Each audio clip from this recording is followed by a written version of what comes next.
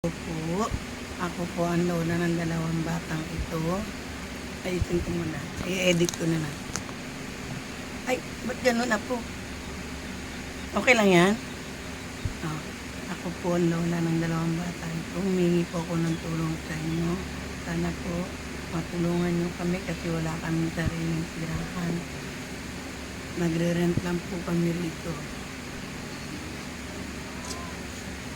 Ba't ako tumawa? Hindi tayo paniniwalaan. Ang kulit nito. Ulit! Hindi, wag ako. I-edit ko na lang. Ayun daw po.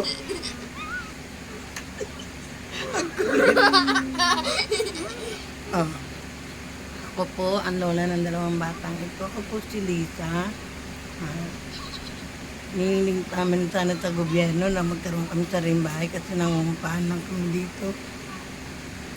Wala kami sariling bahay. Yung mga apo ko, iniwanan ng mama at papa nila.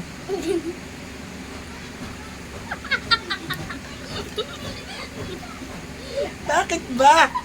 Ulitin ko ha, kakat ko na lang yan. Ayos yung mukha mo. Yung dalawang batang ito, iniwan ko ng mama at papa nila. Wala. Ako lang po nag-aalaga sa kanila.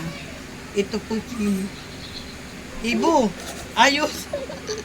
Ayos naman. Hindi tayo matutulungan ng gobyerno niya. Ito po si Ayos. Ito po si Ibo. Ngongo po siya. Bakit? Magsalita ka ng ngongo. Sabi mo ako po si Ibo. Oh, magsasalita po yung apo ko para po malaman niyo. Ngungu po talaga siya, Ibo. Ako po si Ibo.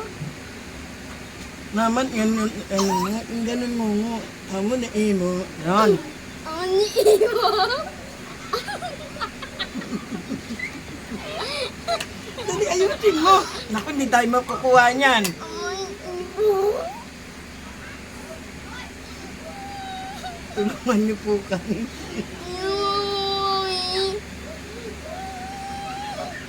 Ito naman po si Kenji. Ganon din po, ngungu siya. O, ikaw, magsalita ka. Sabi mo, ako po si Kenji. Ako po si Ken. Hindi ganon, ngungu. Kakat ko yun, mami. Amon, Kenji. Ako po si Kenji. Tulungan niyo mo kami.